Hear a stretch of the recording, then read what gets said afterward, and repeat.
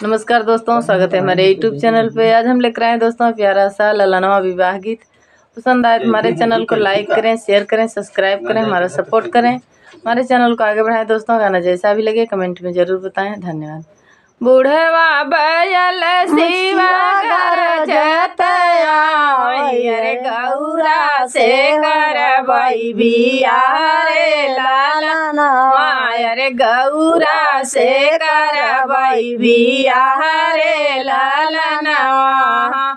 जाऊ तू शिवजी हो गौरा बियाह बायर सिंदूरा लिया चटकार रे लालनवा रे सिंदूरा लिया चटकार रे लालनवा। हमरे के देश सासू सिंदूरा न होला रे भाभूति से होला मोर बियाह रे लालनवा रे भाभूति से होला मोर बियाह रे लालनवा। बूढ़वा बैल शिवा गरजत रे गौरा से करबई बियाह रे लालनवा रे गौरा से करबई बियाह रे लालनवा। जाऊँ तू शिवाजी हो गौरा बियाह बायर चुनारी लिया चटकार रे लालनवा रे चुनारी लिया चटकार रे लालनवा।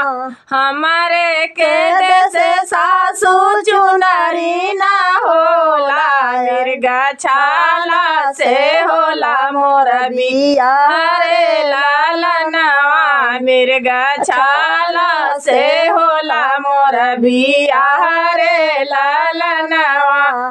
बूढ़वा बैल शिवा गरजत रे गौरा से करबई बियाह रे लालनवा रे गौरा से करबई बियाह रे लालनवा।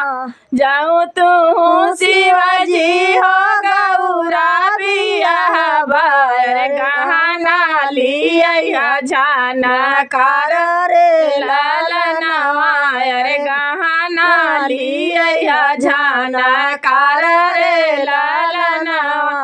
हमरे के देश सासू गहना न होला रे सापवा से होला मोर बियाह रे लालनवा रे सापवा से होला मोर बियाह रे लालनवा। बूढ़वा बैल शिवा गरजत रे गौरा से करबई बियाह रे लालनवा रे गौरा से करबई बियाह रे लालनवा। धन्यवाद दोस्तों, गाना जैसा भी लगे कमेंट में जरूर बताना।